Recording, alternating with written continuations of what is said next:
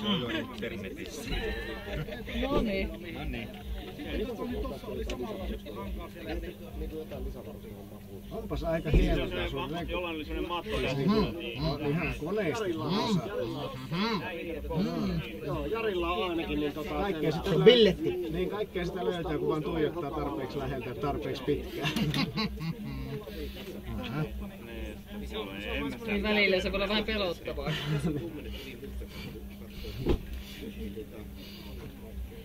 Ei sitä niinku...